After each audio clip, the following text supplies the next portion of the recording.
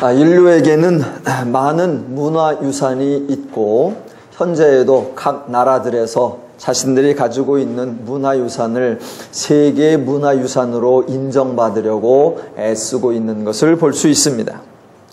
그렇게 많은 인류가 가지고 있는 문화유산을 이렇게 유형별로 구분해 보면 크게 두 가지로 나눌 수 있답니다. 하나는 왕궁에 관한 문화재이고 다른 하나는 종교에 관한 문화재라고 합니다. 그 문화재들 중 하나인데 오래된 것일수록 더욱 종교와 연관되어 있다고 합니다. 그런 것으로 보아 고대로부터 인간은 신을 섬겨온 것이 분명합니다. 학문적 관점에서 보자면 인간이 언제부터 또는 어디서 누가 신을 섬기기 시작했는지 알 수는 없지만 상당히 오래전부터 인간이 신을 섬겨왔다는 흔적이 여러 곳에 남아 있습니다. 오래된 문화재일수록 종교와 연관되어 있다는 것은 고대 인간들의 중요시했던 것 중에 종교가 상당히 앞에 위치해 있었다라는 것을 의미합니다. 그리고 문화재들을 연구할 때 흥미로운 것은 동서고금을 막론하고 대부분의 종교와 관련된 문화재에는 공통된 특징이 있는데 그것은 대부분의 종교 문화재들이 크고 웅장하고 화려하다라는 것입니다. 인류가 신에 대하여 어떤 생각을 가졌고 신과 인류의 관계에서 인간이 어떤 태도를 가졌는지에 대해서는 많은 의견이 있고 지금도 연구 중에 있습니다. 종교에 관해서는 문화재가 많이 있지만 그 문화재들이 대부분 그림이나 고대어로 되어 있기 때문에 판독하기가 쉽지 않아서 대부분 추측을 하기도 하고 또는 신화 등을 통해서 인간의 신관이나 종교관을 이렇게 연구하고 있다고 합니다. 문화재들도 있고 신화도 있지만 인간에게 신이나 종교에 관한 연구를 하기 위한 가장 많은 자료, 최상, 최고, 최대의 연구 자료를 제공하는 것이 바로 성경입니다.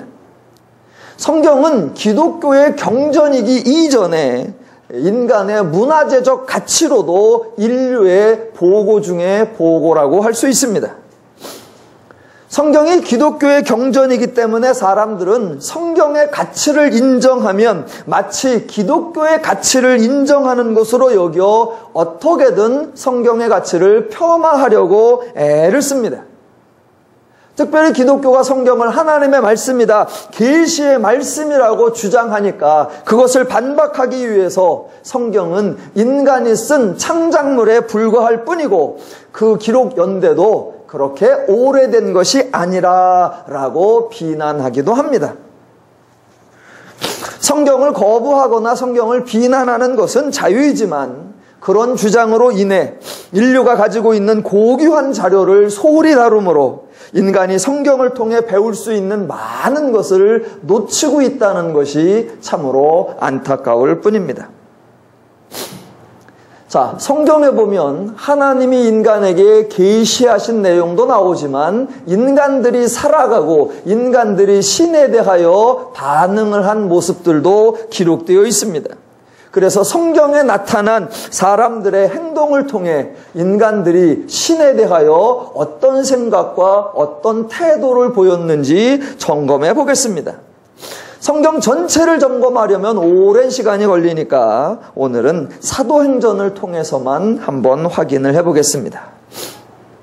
사도행전이 총 28장인데 사도행전에도 사람들이 어떤 특정한 사람을 향하여 그 사람을 신이라고 부르거나 또는 신과 관련된 호칭으로 부르는 사건이 3번 정도 나옵니다.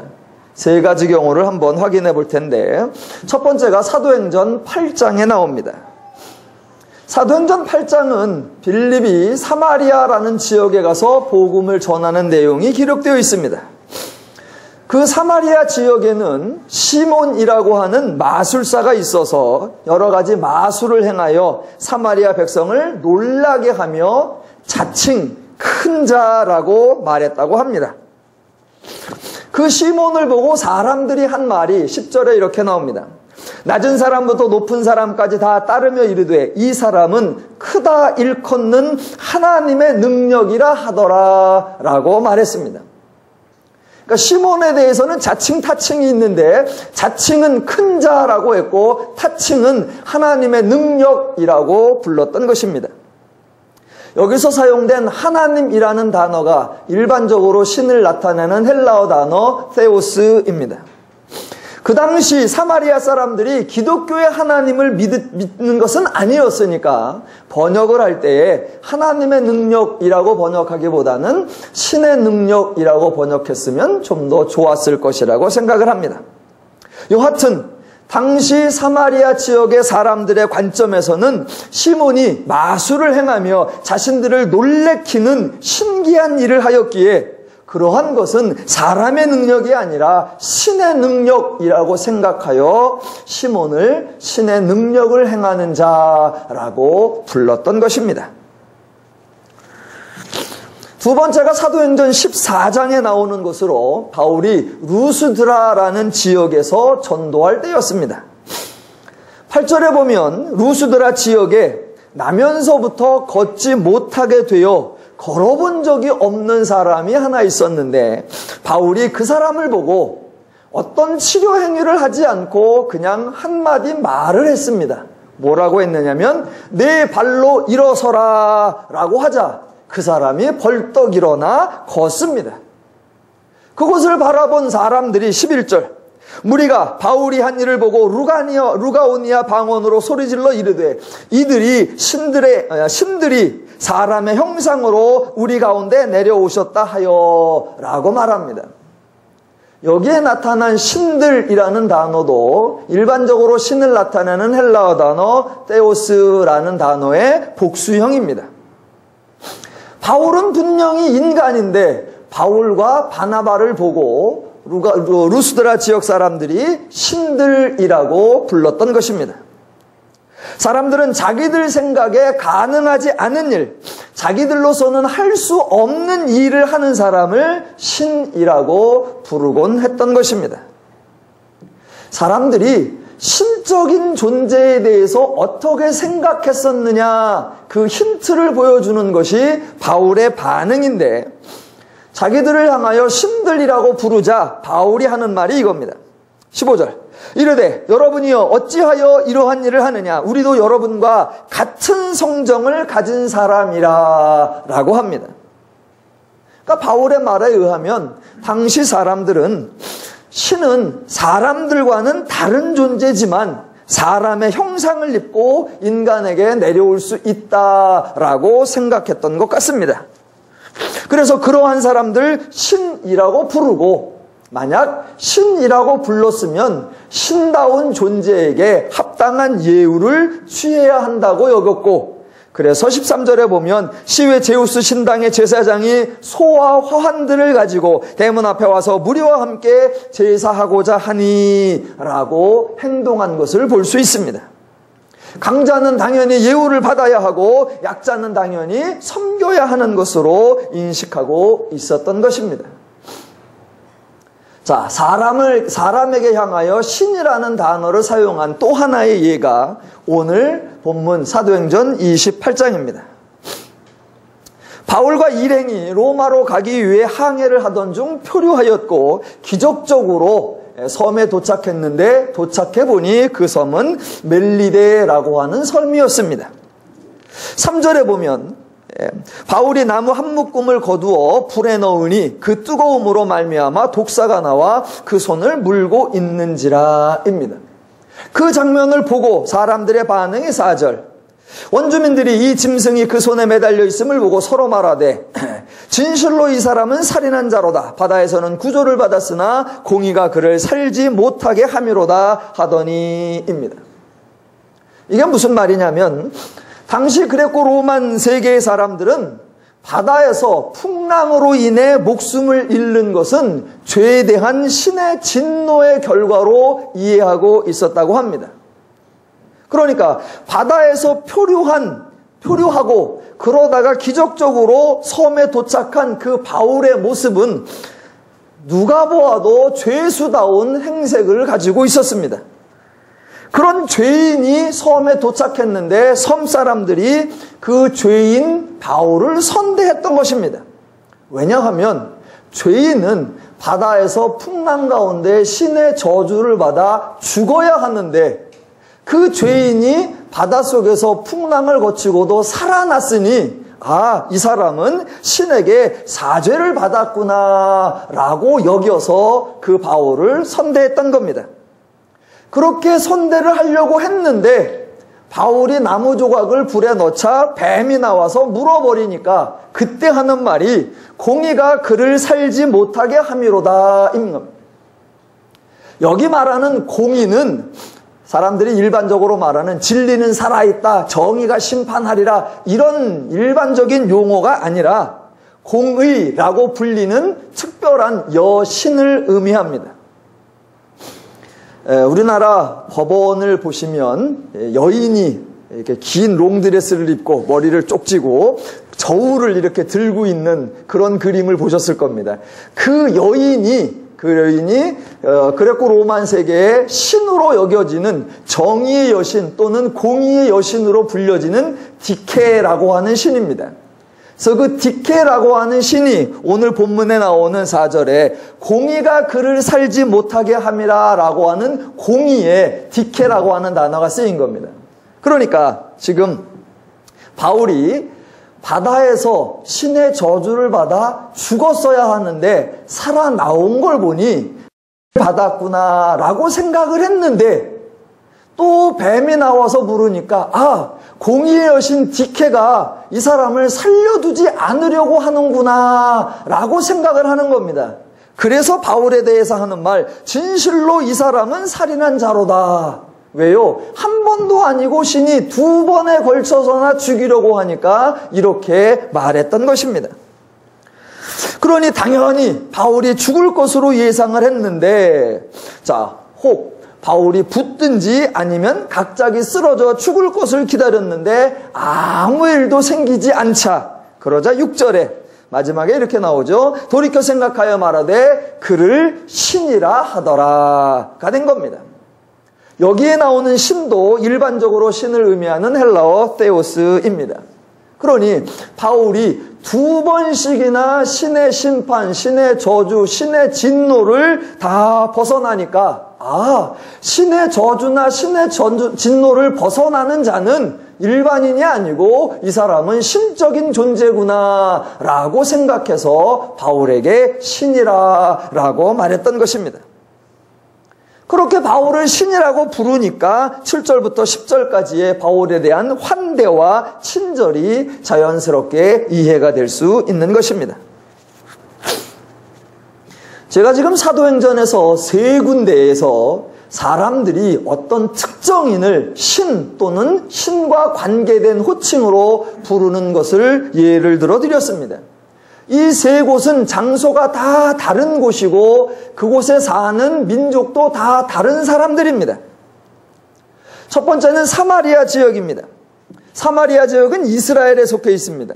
역사상으로 사마리아가 북왕국 이스라엘의 수도였고 아수르라고 하는 나라에 패망하여서 아수르가 자기 민족들을 사마리아 지역에 이주시켜서 혼합 정책을 써왔고 그 이후로 오랜 세월이 걸쳐 예수님 당시나 사도행전 시대에 사마리아 지역은 부정한 지역으로 여겨지고 있다고는 하나 영역적으로는 여전히 이스라엘에 속해 있고 여러 민족이 혼합되어 살고 있을지라도 주류 민족은 유대인입니다. 그래서 유대인들과 이스라엘 지역에서도 그러한 일이 있었던 거고, 두 번째는 루스드라 지역이었습니다. 루스드라는 오늘날로 말하면 소아시아 지역입니다. 그래서 지리적으로나 인종적으로 이스라엘과는 별도의 지역입니다. 세 번째는 멜리데 섬인데 멜리데 섬은 이달리아에 근접한 지역입니다. 그러니 당연히 이스라엘과도 다르고 루스드라와도 다른 것입니다. 굳이 구분을 하자면 사마리아는 중동의 지역에 속한 지역이고 루스드라는 소아시아 지역이고 멜리데는 유럽 쪽에 속한 지역입니다. 그래서 이렇게 지역이 다르고 민족이 달라도 인간들이 신에 대하여 가지고 있는 개념은 유사하거나 동일하다는 것을 볼 수 있습니다. 사도행전의 세 곳을 통해서 확인되는 일반적인 신개념, 인간들이 생각하는 신개념은 신은 특이하다, 신은 탁월하다, 신은 우수하다, 신은 강하다, 신은 세다, 신은 신기롭다라는 사고방식인 것을 우리가 알 수 있습니다. 세 곳에서 보여주는 신에 대한 사람들의 생각을 알고서 복음서를 이렇게 돌아보면 복음서가 조금 의아하다라는 느낌을 여러분이 받으실 겁니다. 자, 사도행전에서 살펴본 세 곳에서는 사람들의 특이한 행적이 있었습니다. 시몬이라는 사람과 바울이라는 사람이 일반인이 생각하는 것보다는 우월하고 특이한 행동을 했습니다. 그러한 행동을 하니까 그 행동에 근거하여 신의 능력이라, 신이 인간의 형상을 입고 왔다, 또는 신이라 라고 말했던 것입니다. 그렇다면 성경을 읽어보면 복음서에서 예수님은 시몬이 행한 것보다, 바울이 행한 것보다 비교가 되지 않을 만큼 대단하기도 하고 독특하기도 하고 엄청나기도 한 행동을 한두 번도 아니고 수십 번이나 행했습니다. 그렇다면 당연히 사람들은 예수를 신이라고 불렀을 것으로 예상할 수 있습니다. 하지만 복음서에서 사람들은 예수에게 신이라는 칭호를 전혀 사용하지 않습니다. 단지 사용하지 않는 정도가 아니라 의도적으로 거부합니다. 심지어는 예수가 자신을 신의 아들, 하나님의 아들이라고 여긴 것 때문에 신성모독이라고 비난하기도 하고 마침내는 죽여버리기까지 했습니다. 물론 사람들이 복음서에서 예수님에 대해서 예수는 조금 독특한 사람이다, 그런 생각을 하기는 했었습니다. 복음서에서 사람들이 예수님을 부른 호칭 중에 하나가 선지자라는 호칭이었습니다. 하루는 예수님께서 제자들을 모아놓고 제자들에게 질문했습니다. 야, 사람들이 인자를 누구라고 하느냐라고 물어보니까 그때 베드로가 대답하기를 16장 14절에 더러는 침례 요한, 더러는 엘리야, 어떤 이는 예레미야나 선지자 중에 하나이다 라고 했습니다. 그 사람들이 예수를 선지자로 생각했습니다. 21장 10절에도 이런 말이 나옵니다. 예수께서 예루살렘에 들어가시니 온 성이 소동하여 이르되 이는 누구냐 묻거늘 무리가 이르되 갈릴리 나사렛에서 나온 선지자 예수라 하니라. 또 46절 무리가 무서워하니 이는 그들이 예수를 선지자로 알미었더라 라고 나옵니다. 사람들이 예수의 행적을 보고 예수에게 절대 신이라는 호칭은 적용하지 않으면서 그래도 특별하게 선지자라고는 불렀습니다. 그렇다면 당시 사람들은 도대체 선지자를 어떤 사람이라고 생각했기에 예수를 선지자라고 불렀을까요? 그 당시 사람들이 선지자를 어떻게 생각했는가를 보여주는 힌트가 마태복음 26장 68절에 나옵니다. 예수님께서 군병들에게 잡혀서 공회에 끌려갔습니다. 그러자 로마 군병들이 예수님을 때리면서 이렇게 말합니다. 67절에 이렇게 나옵니다. 이에 예수의 얼굴에 침 뱉으며 주먹으로 치고 어떤 사람은 손바닥으로 때리며 이르되 그리스도야 우리에게 선지자 노릇을 하라. 너를 친 자가 누구냐 하더라 입니다. 그러니까 여러 사람이 예수를 때리고는 누가 때렸는지를 알아맞히라고 말하면서 선지자 노릇을 하라라고 하는 겁니다. 그 당시 사람들, 즉 로마인들이나 유대인들의 생각에 선지자는 비밀을 알아내는 자, 또는 감추어진 것을 맞추는 재주가 있는 자, 또는 신기한 행동을 하는 자였던 것입니다. 그런 의미의 선지자는 많았던 것입니다. 침례 요한도 선지자라고 불렀고 다른 여러 사람들도 선지자라고 불렀고 그 중에 하나 예수도 선지자라고 불렀던 것입니다. 그러니까 예수에 대하여는 선지자 중에 하나 좀 특이한 일을 하는 사람이라고만 할 뿐 전혀 신이나 신과 관련된 호칭을 적용하지 않았던 것입니다. 혹자들은 이렇게 말할 수 있습니다.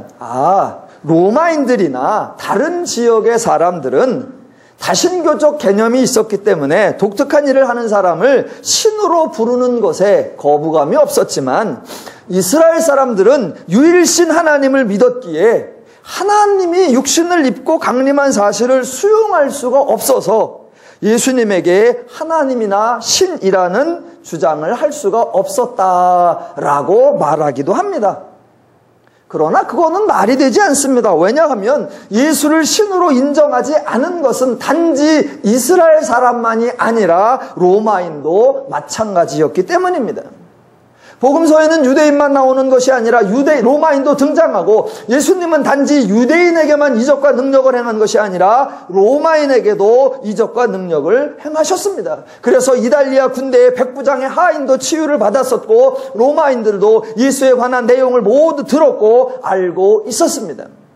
결국 유대인이나 로마인이나 모두가 예수에 대하여 신이라고 부르기를 거부했던 것입니다. 이쯤에서 저와 여러분은 한 가지를 좀 궁금해 하셔야 합니다. 아니, 다른 사람에 대하여는 조금만 신기하고 조금만 놀라운 일을 해도 신이라, 신의 능력이라, 신이 강림했다, 그렇게 잘 불러주면서 사람들은 왜 예수에 대해서만은 그렇게 신 또는 하나님이라고 부르는 것을 거부했느냐라는 것입니다.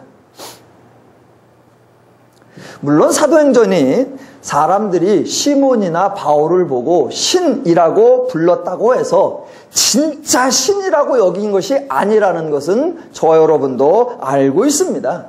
신이라고 불렀다는 것은 약간의 우월적인 존재로 인정하고 그에 합당한 예우를 해준 정도인 것입니다. 당시 로마의 황제도 신이라고 불렸지만 황제를 위한 신당을 짓거나 황제를 위한 종교적 행위를 하지 않았던 것을 생각하시면 충분히 이해가 되실 겁니다. 단지 황제를 신이라 칭해주고 황제의 형상을 세우거나 동전에 황제의 형상을 새겨주는 것으로 적절한 예우를 하는 정도였습니다. 그 정도가 신에 대한 예우였다면 예수에게도 그런 호칭과 그런 예우를 할 수 있었을 텐데 참으로 아이러니하게도 다른 사람들에게는 너무나 쉽게 신이라는 호칭을 적용하면서도 가장 어울릴 것 같은 예수에게는 일체 신이라는 호칭을 적용하지 않았다는 것입니다. 왜 그랬을까요? 그렇게 신이라고 불러줄 수 있었으면 그 누구보다도 예수를 신이라 불러줄 수 있었을 텐데 왜 예수에게는 절대로 신이라는 호칭을 사용하지 않았을까요? 그 이유는 의외로 아주 간단합니다. 왜냐하면 예수는 신이라는 호칭에 걸맞게 행동하지 않았기 때문입니다. 자, 무슨 말이냐면 사람들에게 신이라는 호칭을 받으려면 그 신이라는 호칭을 받기 전의 행동과 받은 후의 행동, 즉 그 호칭 전후에 어떤 행동이 있어야 합니다. 먼저는 신이라는 호칭이 적용되기 전에는 당연히 사람들이 놀랄 만한 이적과 기적 또는 신기한 일을 행해야 합니다. 사람들이 아무에게나 느닷없이 신이라고 부를 일은 없습니다. 나름대로 자신들의 예상을 뛰어넘는 쉽게 따라갈 수 없는 일들을 행하기 때문에 감히 신이라는 또는 신과 관계된 칭호를 붙여주는 것입니다. 거기까지는 사람들이 많이 따라옵니다. 자, 그런데 그 다음 그런 놀라운 일을 하니까 그 사람을 신이라고 불렀다면 그 호칭을 받은 그 다음의 일이 중요합니다. 사람들은 자기들이 신이라고 부른 그 사람이 신이라는 칭호를 받은 그 품위에 걸맞는 행동을 유지하기를 기대하고 있는 겁니다. 만약 단순한 능력과 단순한 재주만 있으면 그것은 신이 아니라 기인일 뿐입니다. 기인은 아무리 신기하고 놀라운 행동을 하여도 사람들은 신이라고 부르지 않고 단지 기인 또는 미치광이로 여길 뿐입니다. 만약 어떤 사람을 신이라고 불러줬다면 그 순간부터 그 사람은 신의 품위, 신의 권세, 신의 명성, 신의 위력, 신의 위엄을 갖추어 주기를 사람들이 기대하고 있습니다. 우리가 당신을 신으로 불러줄 테니 이제부터 당신은 신다워야 한다라는 것이 사람들의 기대인 것입니다. 우선은 신이라 불릴 만한 업적이 있어야 하고 그 결과로 신이란 칭호를 받는다면 그 순간부터는 신에 걸맞는 행보를 해야 한다. 신다워야 한다라는 말인데 신은 신다워야 한다라는 말이 참 맞는 말인 것 같은데 그 개념이 예수님에게는 적용이 되지 않더라는 겁니다. 사람들이 기대하고 사람들이 바라는 신다운 모습이 예수에게는 나타나지 않더라는 겁니다. 그래서 예수를 신이라고 부를 수가 없다는 것입니다. 그러면 사람들이 생각하는 신다운 행보란 과연 무엇일까?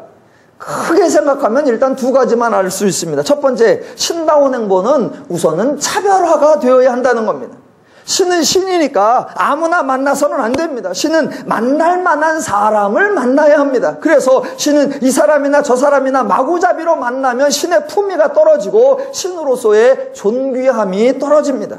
그래서 신적인 존재는 죄인들을 만나서는 안 되고 여인들과 어울려서도 안 되고 더욱이나 병자나 귀신 들린 사람들과는 아예 접촉을 해서도 안 된다는 것입니다. 왜? 그러면 신이 천해진다고 생각하기 때문입니다.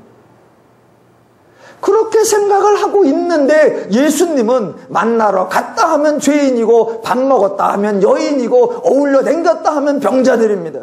그러니 예수를 신이라고 불러주었다가는 신다운 행보를 전혀 보이지 않으니 예수를 신이라 불러줄 수가 없었던 겁니다. 또 하나 사람들이 생각하는 신다운 행보의 모습은 뭐냐? 권세 또는 권위를 가지고 있어야 한다라는 겁니다. 그래서 신적인 존재는 병 걸린 자나 귀신 들린 자를 쉽게 고쳐주어서는 안 됩니다. 왜냐하면 안진뱅이나 소경이나 또는 혈루증이나 또는 중풍병 이런 것들은 건강관리를 잘못해서 생긴 병이 아니고 또 출생할 때부터 운이 없어서 걸린 그런 천연적인 병이 아니라 그런 병들은 신에게 저주를 받은 것이거나 또는 당사자, 부모 그 어떤 이유에 의하여 신에게 형벌을 받은 것으로 여겨지고 있었습니다. 그래서 당시의 사람들은 병자를 볼 때에 환자를 바라보는 불쌍한 마음을 가진 것이 아니라 죄인을 바라보는 마음이었고 그 죄인을 바라보는 것은 긍휼한 마음이 아니라 벌받아도 싸다, 저주받아도 싸다 그런 마음을 가지고 있었던 겁니다. 그런 병자들이나 귀신들을 신적인 존재가 쉽게 고쳐주면 절대로 안 되는 것이었습니다. 만약 고쳐주려고 하면 쉽게 고쳐주는 것이 아니라 형벌을 대체할 수 있는 고행이나 죄에 상응하는 대가를 치르도록 한 이후에 도와주어야 했습니다. 신의 저주를 받은 자에게 신이 값싼 은혜를 베풀어서는 안 된다고 생각한 겁니다. 왜? 그러면 신의 권세, 신의 위엄이 천해지기 때문입니다. 그러니까 사람들은 자신들이 누군가를 신적인 존재로 불러주고 신적인 존재로 예우해 줄 때 그 존재 자신도 자신을 신적인 존재로 인식하여 신다운 행보를 하기를 기대하고 있었는데 그런 사람들의 기준과 관점에서는 예수는 절대로 신이라는 호칭을 적용할 수 없었던 것입니다. 신이 아닌 단지 고위 관료인 자신들도 꺼려하는 죄인들과 병자들을 너무나 천박하게 만나고 신에게 저주나 형벌을 받았다고 하는 자들에게도 너무나 쉽게 은혜라는 이름으로 아무것도 요구하지 않고 먼저 쫓아가서 치유해주고 회복해주고 고쳐주는 것, 그런 예수의 모습에서 신적인 권위, 신적인 우월성, 신적인 품위, 신적인 명성 도무지 기대할 수 없기에 예수가 신기한 일을 행한 것은 맞고 특이한 일을 행하는 건 맞고 자기들보다 우월한 행동을 하는 건 맞는데 신이라 불러줄 만도 한데 그렇게 부를 수가 없었다라는 것입니다. 지금까지 사람들이 생각하는 신개념에 대해서 생각해 보았고요. 이제부터는 기독교의 신개념을 여러분에게 설명해 보겠습니다. 자, 기독교의 신개념을 설명하기 전에 여러분에게 한 가지 질문을 해보겠습니다. 제가 질문을 한다고 해서 당황하거나 놀래거나 중간에 예배당을 빠져나가는 일은 안 하셔도 됩니다. 대답은 속으로만 하셔도 되니까요. 자, 기독교에서 신 또는 기독교에서 하나님이라고 할 때 여러분에게 가장 먼저 떠오르는 이미지, 가장 먼저 떠오르는 단어, 가장 먼저 떠오르는 생각이 무엇입니까? 이 질문에 대한 대답에 따라서 저와 여러분이 기독교의 신개념에 대해 바르게 알고 계신지의 여부가 확인되는 것입니다. 기독교에서 신 또는 하나님이라고 할 때 제일 먼저 떠오르는 단어 또는 이미지가 무엇이냐는 겁니다.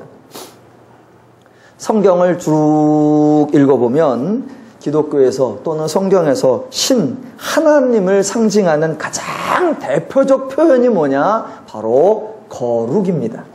거룩.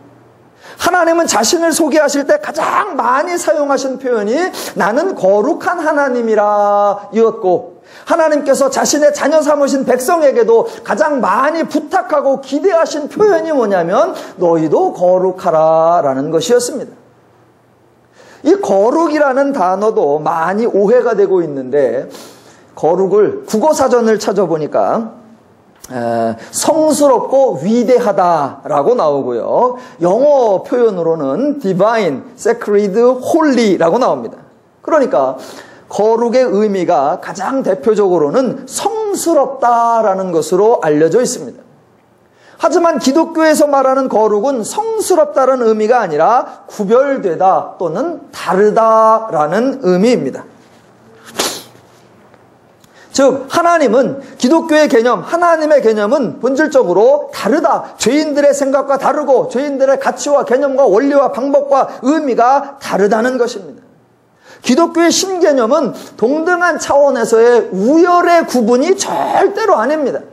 비교 대상에서 강하다거나 경쟁 대상에서 승리한다는 의미가 전혀 아닙니다. 본질적으로 차원이 다르고 애시당초 비교와 경쟁이 성립하지 않는 것입니다. 우열을 가리려는 생각, 정도의 차이를 따지려는 그런 생각 자체가 원천적으로 불가능한 것입니다. 사람들은 하나님에게 적용해야 할 개념을 엉뚱하게 사람들에게 적용할 때가 종종 있습니다. 우리나라에도 이제 K리그라고 하는 축구 리그가 있죠. 그래서 이제 1그룹은 클래식이라고 하고 2그룹은 챌린저라고 하고 그 밑에 3그룹은 이제 내셔널 리그라고 합니다. 그래서 이제 우리나라에는 K리그가 있고 이제 유럽으로 가면 영국으로 가면 프리미어 리그가 있고 또 스페인으로 가면 프리메라 리가라는 리그가 있고요. 그 다음에 이탈리아로 가면 세리에라는 리그가 있습니다.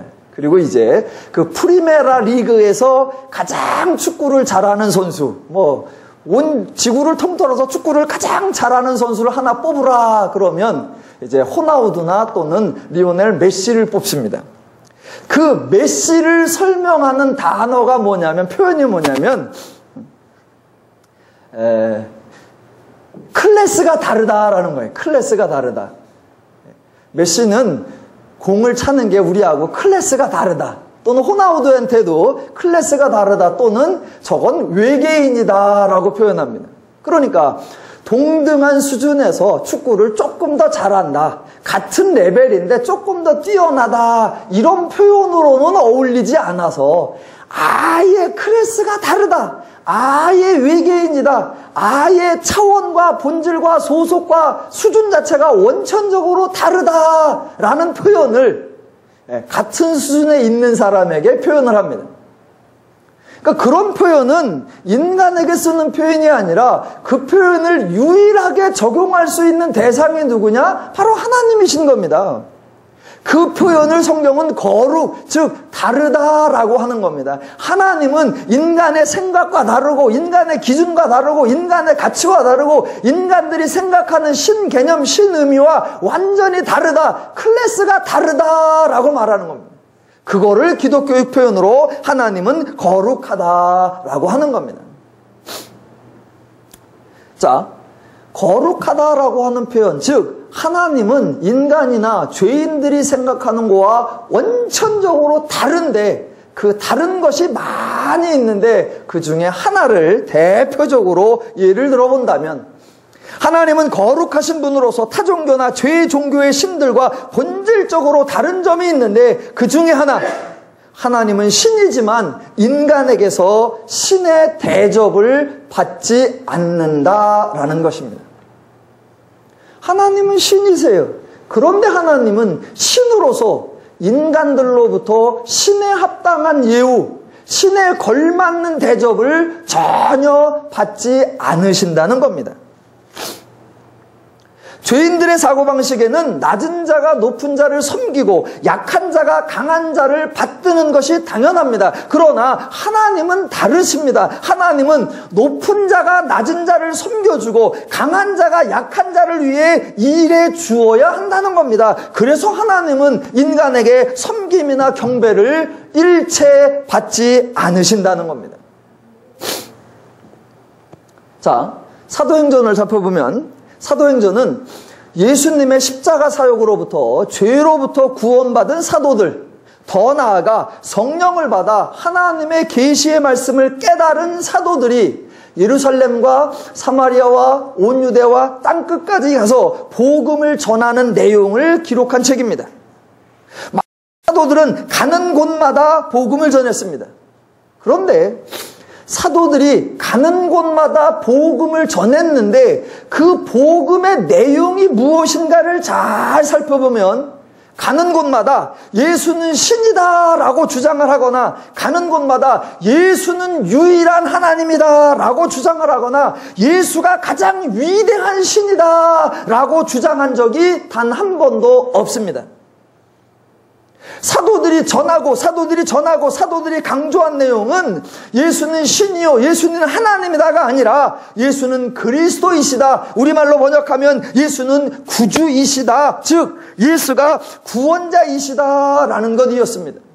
그래서 사도들은 예수는 하나님이니까, 예수는 참신이니까 모두가 나와 참신이시오 하나님에게 합당한 경배와 찬양을 드리자라고 선포한 것이 아니라 예수는 그리스도이시니까 예수가 우리의 구원자로서 우리를 위한 구원의 행위를 이미 행하셨으므로 모두 나와 그리스도를 믿음으로 말미암아 네가 구원을 받고 네가 자유와 평안을 얻으라라고 선포했다는 것입니다. 자, 복음이 뭐냐? 복음은 복된 소식이라고 하고 그 복된 소식은 들어보니 복된 내용이어야 한단 말입니다. 그 내용이 뭐냐? 예수로 말미암아 인간이 구원을 받았다는 겁니다. 그러니까 사도들은 돌아다니면서 예수에 대하여 예수가 하나님이시고 예수가 유일한 신이시고 예수만이 참신이다. 예수에 대하여 전하고 다닌 것이 아니라 그 예수로 말미암아 이루어진 결과, 예수로 말미암아 인간에게 성취된 내용, 즉 인간에 관한 것을 전하고 다녔다라는 것입니다. 복음은 예수가 신이라는 신에 관한 내용이 아니라 복음은 예수로 말미암아 인간의 변화의 삶, 인간의 복된 삶, 인간의 평화의 삶, 인간의 기쁨의 삶에 대한 내용, 그게 복음입니다. 엄밀하게 말하면 사도들은 돌아다니면서 하나님을 전하거나 예수를 전한 것이 아니라 그 하나님으로 말미암고 예수로 말미암은 인간의 새로운 삶, 인간의 복된 삶, 인간의 하나님의 자녀된 삶에 대하여 선포하였다라는 것입니다. 이와 같이 성경을 살펴보면 기독교는 신을 위한 종교 절대로 아니고, 신이 인간에게 군림하는 종교 전혀 아니고, 신이 인간에 의하여 높임을 받는 종교 전혀 아니고, 신이 경배와 섬김을 받는 종교 전혀 아니라는 것입니다. 더 나아가 기독교는 행여라도 인간이 하나님을 위하거나 하나님을 높이거나 하나님을 섬기려고 할 때 하나님은 그것을 막았고 하나님은 그것을 피하셨다는 것입니다. 복음서 전체에서, 사도행전 전체에서 예수님이 영광과 존귀를 받는 장면이 단 한 군데도 없습니다. 물론 혹자들은 이렇게 말할 수 있겠죠. 아니, 복음서는 부활하기 전이니까, 당연히 십자가를 지러 가는 중이니까 존귀와 영광은 받을 때가 아니니까 거기에는 존귀와 영광이 없지. 예, 그렇게 말할 수 있습니다. 그러나 부활하신 이후에도 예수가 신으로 인정받으며 인간들이 신에게 합당한 존귀와 영광을 돌려서 예수가 그런 찬양과 경배를 받은 적 없습니다. 분명히 십자가 사건 이후에 하나님으로 말미암아 죽은 자 가운데서 살아나셨고 부활하셨고, 사도행전의 표현대로 하나님으로 말미암아 임금과 구주가 되셨습니다. 그렇게 임금과 구주가 되셨지만 예수께서 위에서 죽으셨던 그 인간들에게 존귀와 영광을 요구하지 않았고, 찬양과 경배를 명령하지 않았고, 인간들이 생각하는 신에 합당한 어떠한 대접을 요구하지도 않으셨고 받으신 적도 없습니다. 사도행전 전체에서 예수가 대접받는 장면이 나오지 않고 제자들, 사도들이 예수를 경배하고 섬기는 장면이 나오지 않습니다. 또 사도들이 전한 복음에도 그 복음을 듣고, 자, 복음의 내용을 잘 들어보십시오. 몇 주 전에 설교를 했는데 사도행전에서 사도들이 전하는 내용을 늘 읽어보면 하나님이 예수를 구주로 세웠다, 하나님이 약속대로 예수를 죽은 자 가운데서 살리셨다, 하나님이 선지자들에게 말한 대로 예수를 부활시키셨다, 그런 얘기가 반복됩니다. 그래서 그 일로 말미암아 너희가 구원을 받았고, 그러니 너희는 주 앞에 나와 회개하고 새 삶을 받으라, 성령을 받으라, 너희에게 새 날이 있으리라 라고 말한다는 겁니다. 그래서 그 예수를 전함으로 인해서 예수에게 나와 무엇을 해야 한다, 그런 것은 없다는 겁니다. 하나님이 신이니까 무릎을 꿇어야 한다거나, 예수가 신이니까 찬양을 해야 한다거나, 하나님이나 예수가 주관자이시고 통치자이시니까 무조건 복종을 해야 한다, 그런 내용은 단 한마디도 없습니다. 제발 기독교를 믿는 성도가 기독교의 내용을 바로 알아서 이 차이점, 이 거룩함을 알아야 한다는 겁니다. 하나님을 그렇게 인정하지 말자는 얘기가 아니고, 하나님은 그런 대접을 받을 만한 존재가 아니라는 얘기가 아니라, 그분은 하나님이신데 그 하나님의 개념은 죄인들의 개념, 인간들의 개념과 전혀 달라서, 죄인들은 낮은 자로서 크고 강하고 높은 자를 섬겨야 한다라는 인식이 있지만, 하나님은 다른 분으로, 하나님이 크고 강하고 세신 분이기에 도리어 하나님이 인간을 위해 주시고, 인간을 위해 수고해 주시고, 인간을 존귀케 해 주시고, 인간을 영화롭게 해 주시고, 인간을 행복하게 만들어 주시는 역할, 그것이 성경이 말해주는 하나님의 의미요, 하나님의 역할로 선포하고 있다는 것입니다. 하나님만 그러셨느냐? 아니요. 예수님만 그러셨느냐? 아니요. 그 하나님을 배우고 그 예수님을 믿었던 사도들도 동일하게 행동했습니다. 아까 사도행전 내에서 바울이 사람들에 의하여 신들이 인간의 형상을 입고 왔다라는 칭호를 들었고, 또는 신이라 하더라라는 호칭을 들은 적이 바울이 2번이 있다고 했습니다. 그렇게 사람들이 바울을 신이라고 불렀으면 당연히 신에 합당한 예우를 처해 주려고 했습니다. 그러나 바울은 절대로 그것을 용납하지 않았다는 겁니다. 자, 루스드라에서 사람들이 바울에게 신들이 사람의 형상을 입고 우리에게 내려오셨다라고 말한 후에 당연히 신에 합당한 예우를 취하기 위해 소와 화환들을 가지고 와서 제사하려고 했었습니다. 그때 중요한 것이 바울의 반응입니다. 바울이 내가 해달라 그랬나, 내가 요구를 했나, 그런데 지들이 한다는 걸, 그래야 자기들의 마음이 편하다는 걸, 그래야 자기들이 의지가 된다는 걸 굳이 막을 필요 있나 라고 둘 수도 있습니다.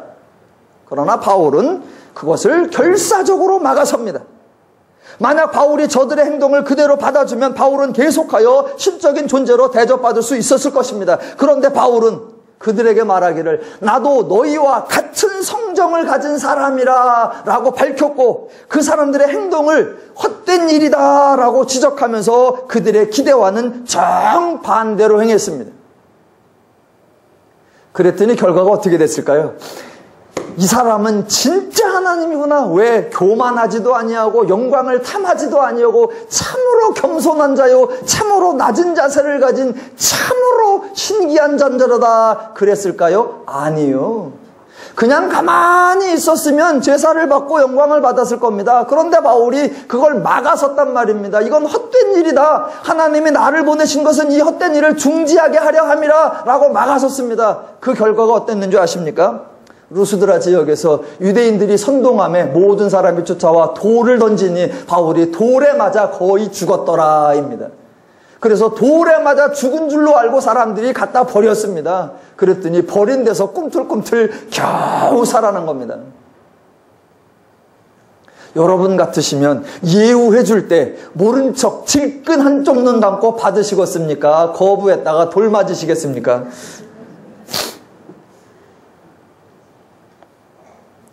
그런데 바울은 거부했습니다. 왜요? 하나님의 개념, 기독교가 말하는 신개념과 기독교가 말하는 하나님의 역할을 바울은 너무나 잘 알고 있었고 죄인들의 그 헛된 사고방식과 그 헛된 행성을 깨트리기 위해서 하나님이 하신 것처럼 예수님이 하신 것처럼 했던 것입니다. 오늘 사도행전 28장 멜리데 섬에서도 마찬가지입니다. 바울은 아무것도 한 일이 없습니다. 딱 한 일이란 두 가지입니다. 하나는 불 떼고 있으니까 나무 떼기 주워다가 얹은 거, 그거 하나예요. 그랬더니 뱀이 느닷없이 나와요. 그래서 바울이 한 게 또 하나 있죠. 탁 털은 거. 딱 두 개밖에 한 게 없습니다. 말을 하기로 했나, 쇼를 하기로 했나, 기적을 일으켰나, 그저 추워서 나무 갖다 놓고 물으니 털은 거. 그랬더니 지들이 알아서 신이라 하더라. 어떻게 하면 됩니까? 못 들은 척 했더래요. 그러면 되잖아요. 뭐 그걸 굳이 말려. 뭐 그걸 굳이 결사적으로 아니라 그래. 그런데 바울은 멜리데 섬에서 절대적으로 그 신적인 예우나 신적인 대접을 받지 않습니다. 왜? 기독교는 그렇게 가는 것이 아닙니다. 그런 인간들의 사고방식, 약한 자는 강한 자를 섬겨야 되고 낮은 자는 높은 자를 받들어야 된다. 이런 방식으로는 인간이 평화와 자유와 행복을 절대로 누릴 수 없습니다. 오직 하나님의 방식, 강하신 하나님이 연약한 인간을 도우셔야 하고 높으신 하나님이 낮은 인간을 섬겨 주어야, 그래서 하나님으로 말미암아 인간이 존귀함을 얻고 하나님으로 말미암아 인간이 영광을 얻고 하나님으로 말미암아 인간이 자유함을 얻어야 그때서 인간이 자유와 평화와 안식을 누릴 수 있다고 하나님이 선언하시기 때문입니다. 그러니까 신은 신다워야 된다. 그 말은 딱 맞습니다. 신은 신다워야 하죠. 그런데 신은 신다워야 한다는 그 생각에 죄인들이 생각하는 신다움과 하나님이 생각하는 신다움이 전혀 다르더라는 겁니다. 신이 신다워야 된다라는 거에 두 가지가 있는데, 하나는 신이 인간을 대할 때의 신다운 것과 인간이 신을 대할 때의 신다운 것이 다릅니다.